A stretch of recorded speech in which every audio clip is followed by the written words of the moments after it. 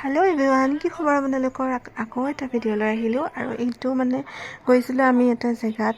মই ভাবিছিলোঁ এখন ৰিজৰ্টত যাম বুলি।